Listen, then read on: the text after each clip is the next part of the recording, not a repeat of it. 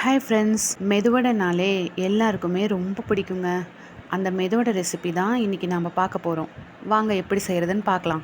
முதல்ல உளுத்தம்பருப்பை 2-3 வாட்டி நல்லா சுத்தமாக கழுவிட்டு ஊற வச்சிடணும். உளுத்தம்பருப்பு 3/4 மணி நேரம் மட்டும்தான் ஊறணும். ரொம்ப நேரம் உளுத்தம்பருப்பு ஊறினா நம்ம எண்ணெயில் போடும்போது அதிகமாக எண்ணெய் குடிச்சிரும். அதனால் நம்ம 3/4 மணி நேரம் மட்டும்தான் ஊற வைக்கணும். ஊறின உளுத்தம்பருப்பை ஒரு மிக்ஸி ஜாரில் போட்டு அது கூட ஒரு 5-6 ஐஸ் கட்டி போட்டு அரைச்சிடணுங்க. அரைக்கும்போது தண்ணி தேவைப்பட்டால் 1 ஸ்பூன் இல்லை 2 ஸ்பூன் மட்டும் ஊற்றி அரைக்கலாம். நம்ம ஐஸ் கட்டி போட்டதுலேயே உளுத்தம்பருப்பு நல்லா அரைஞ்சிரும்.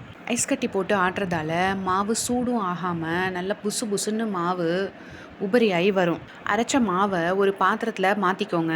அது கூடவே ஒரு சின்ன கேரட்டை நான் துருவி போட்டிருக்கேன். உங்களுக்கு வேணும்னா கேரட் துருவி போட்டுக்கலாம், இல்லைன்னா வேண்டான்னா விட்டுறலாங்க. மாவுக்கு தேவையான அளவு உப்பு போட்டுக்கோங்க. அப்புறம் சோடா உப்பு 1 சிட்டிகை போட்டுக்கோங்க. அந்த மாவில் பச்சரிசி மாவு 1.5 ஸ்பூன் போட்டுக்கோங்க.